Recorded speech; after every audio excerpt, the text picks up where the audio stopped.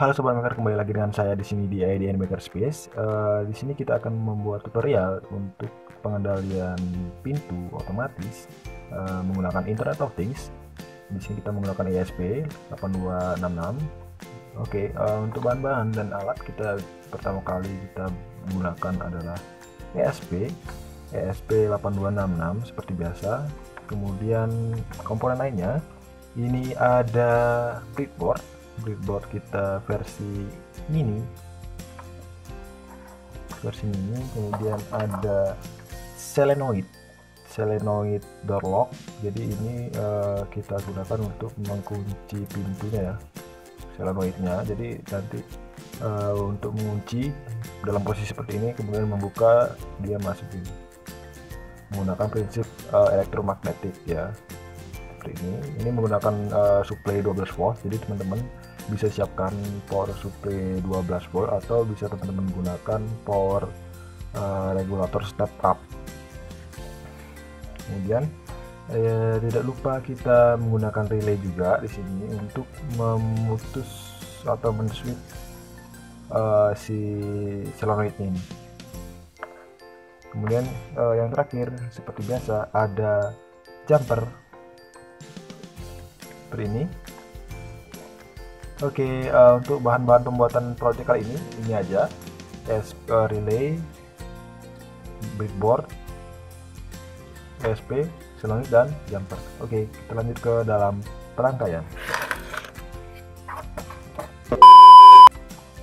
Oke, untuk awalnya teman-teman bingung, bisa teman-teman lihat di skematik di atas ini. Teman-teman lihat skematik, kemudian kita siapkan dulu. Yang pertama adalah ESP, kita siapkan. Kemudian kita masukkan lagi breadboard versi ini. Nah, di sini kita akan menggunakan pin bagian digital ya, pin digital untuk mengontrol relay. Di sini ada pin digital 5 sampai 8 dan sampai 0. Nah, kemudian 3 volt dan ground untuk memberikan power terhadap relay. Oke, kita coba embed ke sini, masukkan. Sangat tinggi sekali ya. Kita masukkan ke sini. Aduh, bengkelnya. Nah, seperti ini. Kita masukkan dalam posisi seperti ini. Kemudian kita masukkan lagi ada relay. Di sini relay fungsinya untuk switch si solenoid tadi. Jadi teman-teman bisa koneksikan. Di sini ada pin ground, VCC, dan pin data in. Kemudian kita koneksikan. Yang pertama, kita lebih mudahnya kita koneksikan pin dari power, ground, dan VCC. Di sini untuk pin VCC bisa teman-teman koneksikan ke dalam pin 3 volt dari ESP-nya.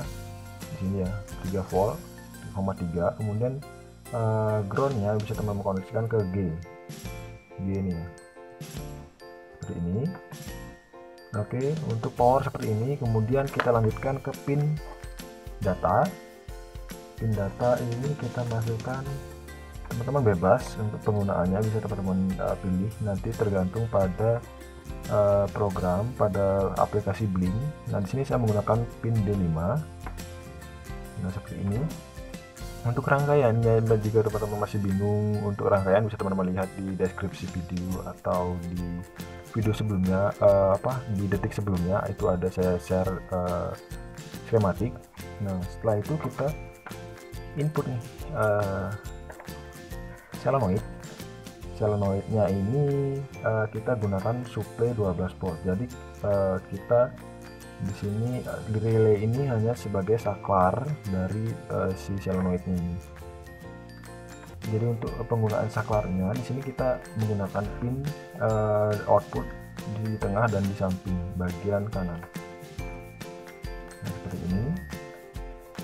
Yang tengah adalah input, yang bagian kanan adalah output. Nah, gunakan open untuk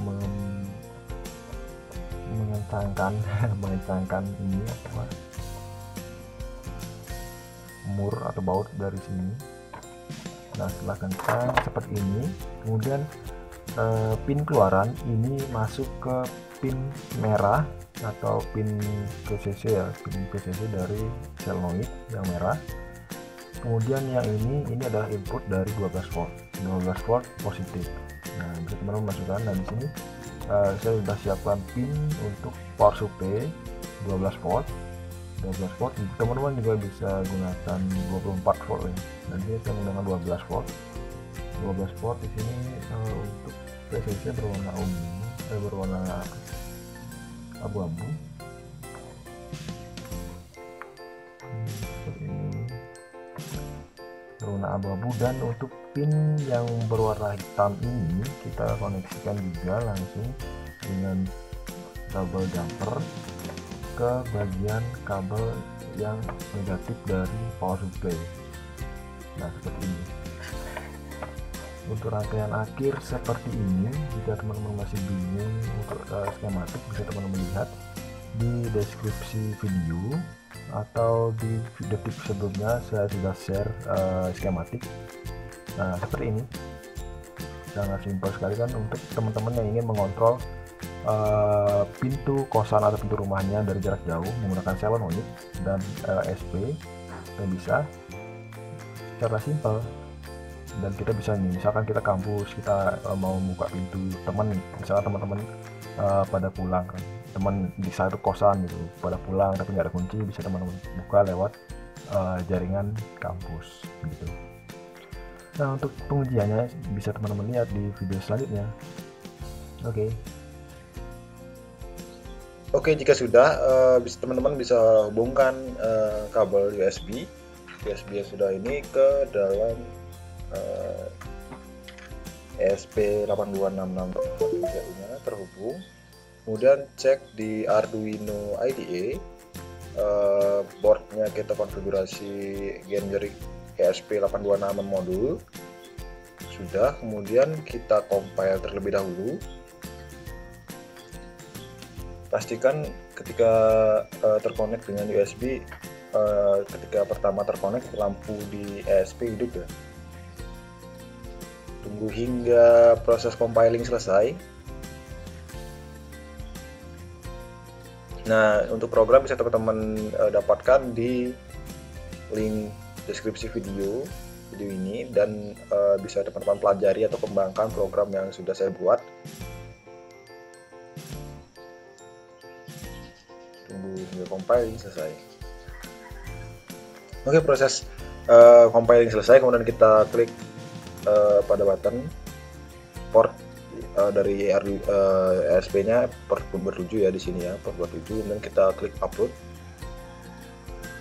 Tunggu hingga selesai proses uploading.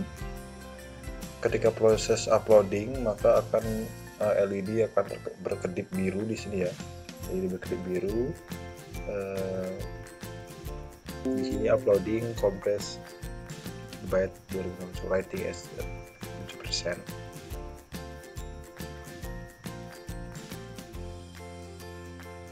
Nah di sini tertulis down uploading. Oke, kita lanjut kembali. Yang tadi kan kita sudah merangkai rangkaian, kemudian kita sudah koneksikan dan upload program ke ESP. Nah sekarang kita akan melakukan controlling dan konfigurasi dari Blink. Nah di sini saya menggunakan HP. Saya coba hidupkan hotspot. Di sini, kemudian cek hotspotnya apakah terkoneksi dengan ESP. Nah di sini ada ESP ya, tulisan ESP 2028. Nah di sini berarti ESP ini sudah terkoneksi dengan internet. Kemudian kita coba buka aplikasi Blink yang tadi. Blink seperti ini tampilannya. Blink. Nah, di sini saya sudah membuat tombol di sini kunci GP4, GP14. Nah, seperti ini konfigurasi. Nah, untuk cara menambahkannya bisa teman-teman klik tombol button plus ini, kemudian pilih button. Nah, di sini bisa teman-teman pilih button, kemudian nanti munculnya seperti ini nih. Kemudian teman pencet. Nah, di sini ada konfigurasi nih, ada pinnya. Nah, di sini pinnya ada banyak nih, ada digital, analog, virtual. Di sini saya menggunakan pin D5, di mana pada pin out dari ESP itu pin D5 itu adalah JP14. JP14. Oke. Nah, di sini ada logic yang kita ingin berikan ke dalam pin D ini. Nah, di sini saya memberikan high dan low aja, 1 dan 0 seperti ini. Bisa teman-teman pilih size fontnya, bisa teman-teman pilih ada teksnya juga. Nah, di sini saya sudah tidak perlu konfigurasi lagi ya, seperti ini. Nah, seperti ini. Kemudian teman-teman klik tanda yang seperti video itu dan sini. Nah, seperti ini. Nah, kondisi awal ketika off maka dia akan terkunci. Kondisi terkunci ya. Kondisi terkunci. Jika kita pencet on, maka dia terbuka. Oke, kita fokuskan ke dalam solenoidnya. Kita ini dalam posisi terbuka ya. Lihat kondisi tertutup. Nah, seperti ini. Untuk membuktikan ya, di sini kita pencet off.